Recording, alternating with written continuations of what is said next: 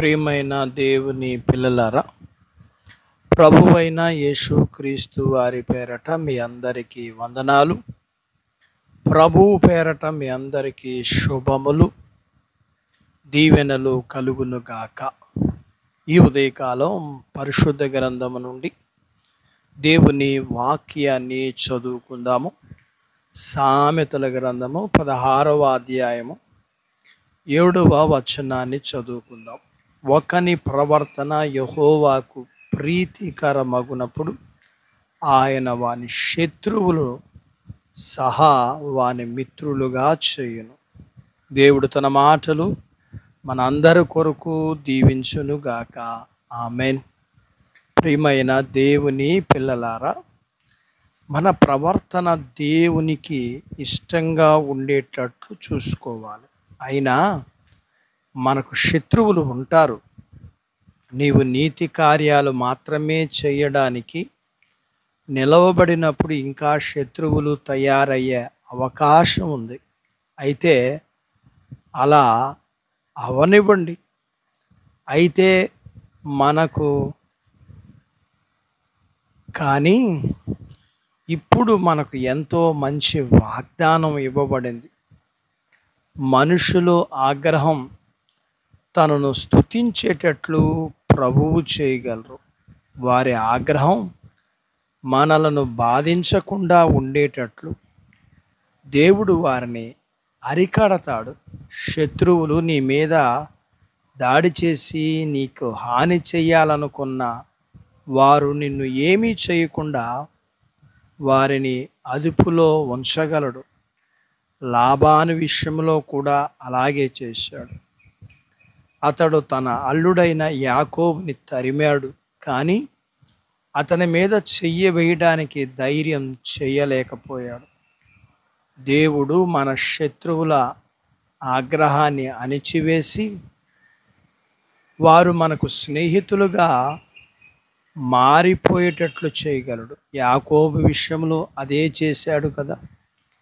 తన అన్నయ్యన ఏశావు తనను తన కుటుంబీకుల్ని కత్తివాతతో హతం చేస్తాడేమోని యాకోబు ఎంతగానో భయపడినప్పటికీ ఏశావు అతనిని సహోదరులుగానే కలుసుకున్నాడు. తార్సువాడైన సౌలు విషయంలో కూడా దేవుడు అదే చేశాడు. క్రైస్తవులు పేరెత్తితేనే మండిపడే అతనిని క్రైస్తవులకు సహోదరుడుగాను జత పనివాడిగా మార్చివేశాడు కదా. క్రైస్తవులను హింసించుచున్న వారందరికీ దేవుడు ఆ విధంగా చెయ్యునుగాక. ఆమేన్. అలాగే దానియేలును సింహబోనులో వేసినప్పుడు ఆ సింహాలు ఎంత మంచిగా దేవుడు మార్చివేశాడు. ఆ విధంగానే దేవుడు మన శత్రువులుగా బాధ పెట్టే సమస్యలు దేవుడు మార్చివేయగలడు. అవి మారిపోతాయి. అయితే నీ ప్రవర్తన దేవునికి ఇష్టంగా ఉండేటట్లుగా నీవు జాగ్రత్త పడాలి. మహోన్నతుడైన దేవుణ్ణి సంతోషపరిచే ప్రవర్తన జీవితం ఒకటి విశ్వాసం, రెండోది పరిశుద్ధత. వీటిని చేయుటకు కలిగి ఉండుటకు జాగ్రత్త పడు.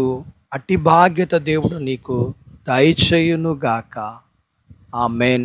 దేవుడు తన మాటలు మన కొరకు దీవించునుగాక. ఆమేన్. ప్రార్థించుకుందాం. నాతో పాటు ఏకీభవించండి. మమ్ములను మిక్కిలిగా ప్రేమించిన మా ప్రియ పరలోకపు తండ్రి, మీ పరిశుద్ధ నామమును బట్టి మీకు వందనాలు. ఈ ఉదయకాలం మీ పాదాల దగ్గర మీ లేఖనాన్ని మేము నేర్చుకొనడానికి, మేము విశ్వాసమును పరిశుద్ధతను కలిగి ఉండుటకు జాగ్రత్త పడి మీ చేత మాకున్న సమస్యలన్నిటినీ మధురంగా మార్చగలిగిన ఆ కృపను పొందగలిగిన వారిగా ఉండగలుగుటకు సహాయం చేయండి. మీ పిల్లలను కలిగిన అంతటిని మీరు దీవించండి. చిన్న బిడ్డలను, యవనస్తులను, వృద్ధులను, స్త్రీలను, పురుషులను దీవించండి. వారి చదువుల్లో సహాయం చేయండి. వారి ఉద్యోగ ప్రయత్నాల్లో మీరు విజయాన్ని అనుగ్రహించండి. ఉద్యోగాలు చేస్తున్న వారికి ఆశీర్వాదం ఇవ్వండి, అభివృద్ధి ఇవ్వండి, ప్రమోషన్స్ ఇవ్వండి. పొలాలు, పశువులు, చేతి పనులు, వ్యాపారాలు మీరు దీవించండి. వివాహాలు కాని వారికి అవ్వటానికి సహాయం చేయండి. గర్భము లేని వారికి గర్భఫలాలు ఇవ్వండి. గర్భం ఇచ్చిన వారికి మీరు ప్రేమించి వారికి తల్లి బిడ్డలకి ఆరోగ్యము, సుఖమైన ప్రసూతి ఆరోగ్యం ఇవ్వండి. అలాగే మీ పిల్లలకున్న అవసరతలు, రుణాలు, సమస్యలు, బలహీనతలు, శత్రువుల్ని వీటన్నిటి నుంచి మీ పిల్లల్ని విడిపించి ఆశీర్వదించమని యేసు ప్రభువు వారి పేరట స్తుతించి ప్రార్థించి అడిగినవన్నీ పొందుకుని ఉన్నాము తండ్రి. ఆమెన్.